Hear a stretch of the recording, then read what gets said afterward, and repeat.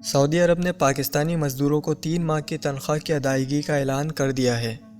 تفصیلات کے مطابق وفاقی حکومت نے سعودی عرب میں مقیم پاکستانی محنت کشوں کو درپیش مسائل کا نوٹس لے لیا ہے۔ وزیر اعظم عمران خان کے معاون خصوصی برائے اوورسیز پاکستانی زلفی بخاری نے اس حوالے سے سعودی وزیر افراد برائے افرادی قوت عبداللہ بن نصیر سے ویڈیو لنک کے ذریعے رابطہ کیا۔ انہوں نے پاکستانی مزدوروں اور لیبر کمیونٹی کو درپیش مسائل اور اس کے ممکنہ حل پر تفصیلی مشاورت بھی کی۔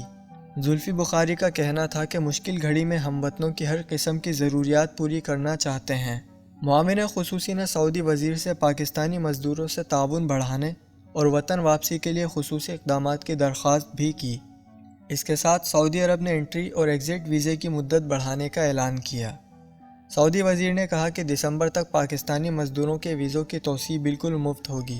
سعودی کمپنیاں آئندہ 3 ماہ تک محنت کشوں کو ملازمت سے برطرف بھی نہیں کریں گی۔ سعودی وزیر کے مطابق تمام ملازمین کو 3 ماہ تک تنخواہ کی ادائیگی کا سلسلہ جاری رکھا جائے گا، جبکہ برطرف ملازمین سے بھی تعاون کیا جائے گا۔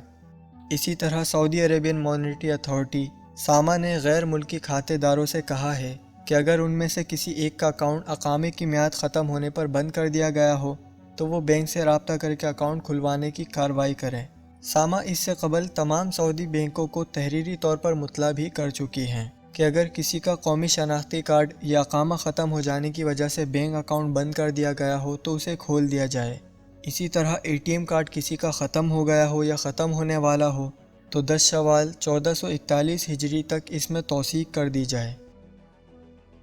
دوستو، مزید اپڈیٹ کے لیے UCS TV کو سبسکرائب کریں اور بیل آئیکن دبائیے، اور اس ویڈیو کو لائک کرتے ہوئے اپنے جان پہچان کے لوگوں کے ساتھ بھی شیئر کیجیے۔